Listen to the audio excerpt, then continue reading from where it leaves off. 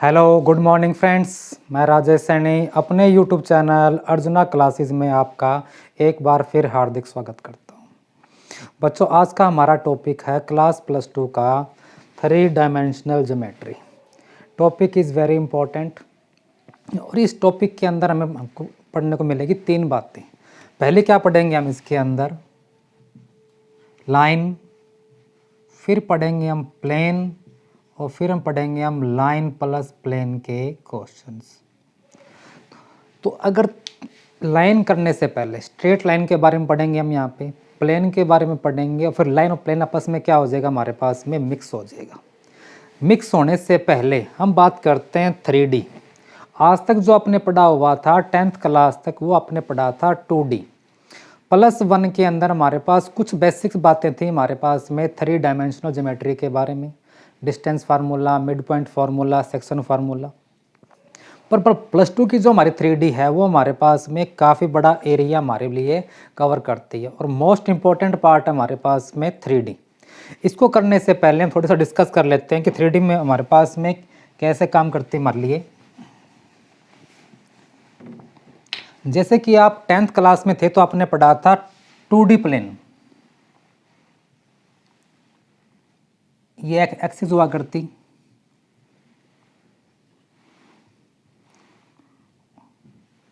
X ओ x tax, इसको बोला करते हैं हम एक्स एक्सिस और इसको बोला करते हैं हम वाई एक्सिस।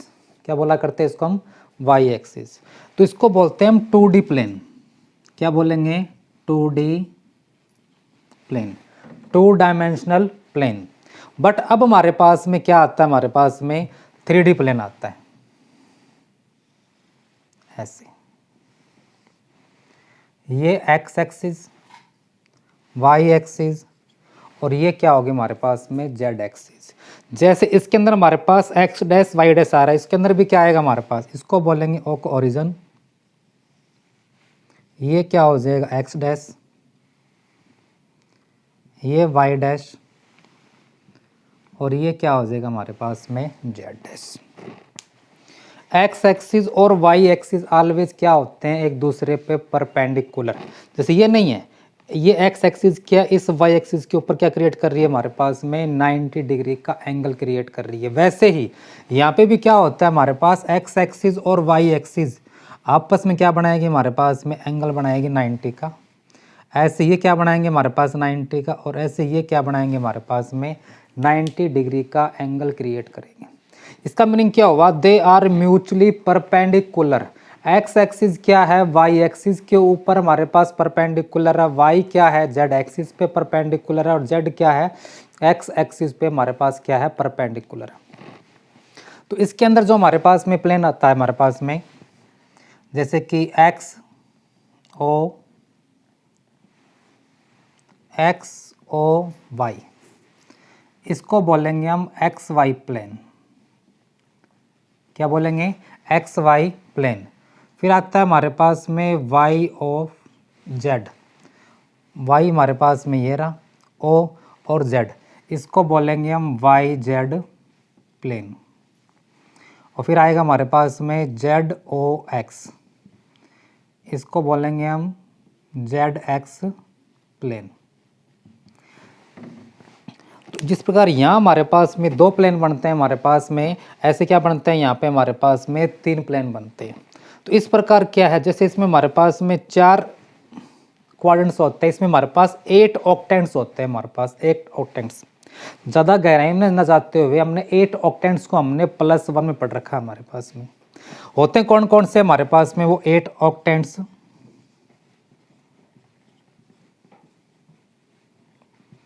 8 ऑक्टेंट क्या आएगा? O x y z, O x y z, O x dash y z, O x y dash z, O x y और जेड डैश।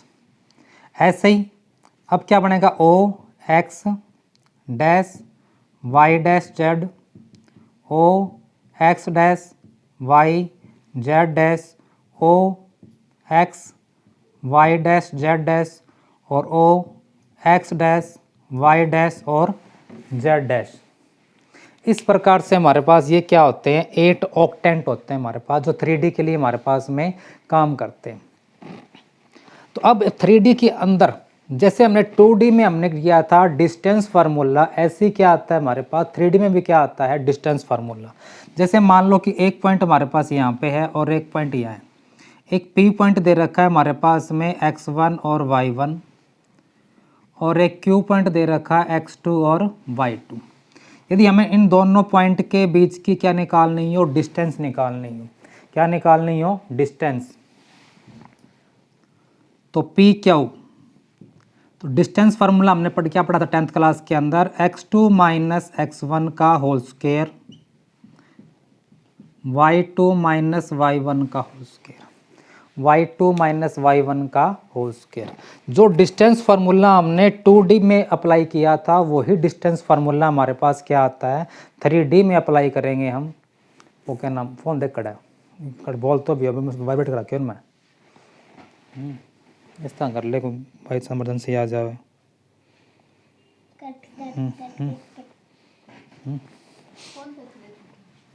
मन आवाज़ आई। जिस प्रकार हमने 10th क्लास के अंदर हमने डिस्टेंस फार्मूला किया था 2D वाला, कौन सा, x2 माइनस x1 का whole square plus y2 minus y1 का होल स्क्वायर का होल रूट, इसको बोला करते हैं हम डिस्टेंस फार्मूला इन 2D प्लेन। ऐसे ही हमारे पास क्या आता है 3D के अंदर भी क्या आता है, डिस्टेंस फार्मूला आता है हमारे पास में। जहाँ किसकी बात करते हैं, यहाँ बात करते हैं हम 2 पॉइंट की, तो यहाँ किसकी बात करेंगे हम, 3 पॉइंट की बात करेंगे। मान लो एक 2 पॉइंट दे रखे हैं 3D प्लेन के अंदर हमारे पास दे रखे हैं, तो ये P पॉइंट हो गया और ये क्या हो गया हमारे पास Q पॉइंट। इसके कोऑर्डिनेट कितने हैं हमारे पास, x1 y1 और z1, x2 y2 और z2। जब भी आपको मिले कि 2 पॉइंट आपके पास में गिवन है, यानी कि 2 कोऑर्डिनेट x1 और y1, इसका मीनिंग है वहाँ 2D प्लेन है हमारे पास। जहाँ x1 y1 और z1 आ जाए, इसका मीनिंग क्या है, वो 3D प्लेन की बात हो रही है। और यहाँ बात करें डिस्टेंस की, तो p क्यू डिस्टेंस कैसे निकालेंगे हम, square root of x2 minus x1 का स्क्वायर, y2 माइनस y1 का स्क्वायर और z2 माइनस z1 का स्क्वायर, z2 माइनस z1 का स्क्वायर। यानी जो डिस्टेंस फार्मूला हमारे पास में 2D में है वैसा ही क्या है हमारे पास में 3D में भी क्या आता है हमारे पास डिस्टेंस फार्मूला आता है। फर्क किसका है हमारे पास में, बस एक कोऑर्डिनेट कौन सा, z वाला हमारे पास एक्स्ट्रा हो जाएगा, उसी फॉर्मूले में हम ऐड कर देंगे। नेक्स्ट हमारे पास में आता है 3D प्लेन हमारे पास में गिवन है। इसमें हमारे पास अल्फा एंगल दिया गया है, बीटा दिया गया है और गामा एंगल दिया गया है। अल्फा, बीटा और गामा, इनको बोलते हैं हम डायरेक्शन एंगल्स। और इन एंगल्स की वैल्यू निकालना किसके अंदर, कोस के अंदर। Cos alpha m is equal to cos beta और n is equal to cos gamma. Alpha beta gamma की वैल्यूज निकालना किसके अंदर हमारे पास में, कोस के अंदर। क्या कहलाएंगे ये, डायरेक्शन कोसाइन।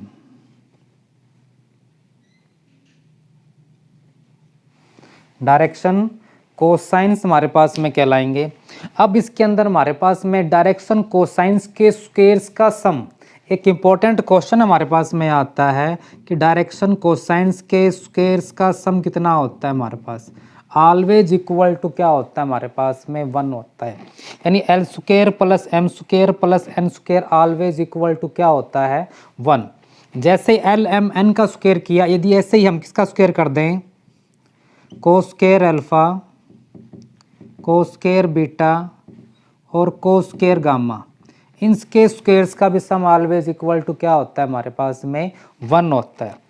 यदि इस कोस स्क्वायर को किस में कन्वर्ट कर दें हम, साइन स्क्वायर में कन्वर्ट कर दें, तो क्या बन जाएगा हमारे पास में साइन स्क्वायर अल्फा प्लस में साइन स्क्वायर बीटा और साइन स्क्वायर गामा, इनके स्क्वायर्स का सम कितना होता है बच्चों हमारे पास में ऑलवेज इक्वल टू 2 होता है। यदि कोस स्क्वायर अल्फा को यदि अपने 1 माइनस साइन स्क्वायर अल्फा के फॉर्म में लिखोगे, 1 minus sign square beta, 1 minus sign square gamma के फॉर्म में लिखोगे, तो इनके स्क्वायर्स का सम ऑलवेज इक्वल टू क्या होता है, 2 होता है। तो it is the important part of the 3D। हमारे पास में यहाँ से एक ऑब्जेक्टिव क्वेश्चन आपको पेपर में देखने को मिल जाएगा हमारे पास में, L square plus M square plus N square equal to क्या होता है, 1 cos square alpha cos square beta cos square gamma always equal to क्या होता है, 1 sine square alpha plus sine square beta plus sine square gamma always equal to क्या होता है हमारे पास में, 2 होता है। तो यहाँ से एक ऑब्जेक्टिव क्वेश्चन पेपर में आपको करने को मिलेगा। अब मान लो आपके पास में एक लाइन दे रखी है और वहाँ हमारे पास P पॉइंट है और Q पॉइंट है। कोऑर्डिनेट्स कितने हैं हमारे पास, x1 y1 और z1, और इसके कोऑर्डिनेट कितने हैं, x2 y2 और z2। कहता है यहाँ से क्या निकालो, direction ratio of A line. क्या निकालना है हमारे पास में, direction ratio of A line. तो कैसे निकालते हैं हमारे पास, इसका फॉर्मूला क्या होता है, x2 minus x1 y2 minus y1 और z2 माइनस में z1। जब भी हमारे पास में 2 पॉइंट हमारे पास में गिवन होंगे और वहाँ से क्या निकालना, हमें डायरेक्शन रेशो निकालने हो, तो क्या करना आपको, x2 को x1 से, x1 को x2 में से माइनस कर दो, y1 को y2 से और z1 को z2 से। तो क्या आ जाएगा, डायरेक्शन रेशो ऑफ है हमारे पास में क्या आ गया, एक लाइन आ गया हमारे पास। इसको मान लो हमने किससे रिप्रेजेंट कर लिया, इसको मैं रिप्रेजेंट कर दिया हमने ए बी और सी से रिप्रेजेंट कर दिया। मान लो कि इनको डिफरेंस करने के बाद क्या आता है, ए आ गया, बी आ गया और सी आ गया। और आपको बोले आपको क्या निकालो यहाँ पे, डायरेक्शन कोसाइन निकालो of A line, of A line. तो क्या फार्मूला हमारे पास में, ए बाय में स्क्वायर रूट ऑफ ए का स्क्वायर प्लस बी का स्क्वायर प्लस में सी का स्क्वायर।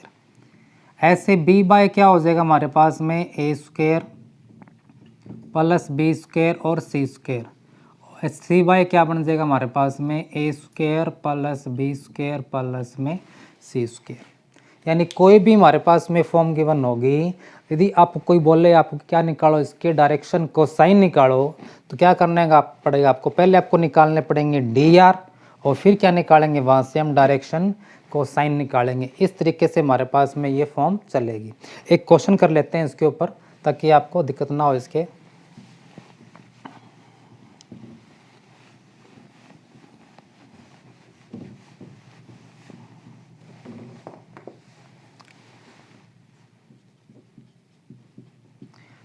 टू 3 4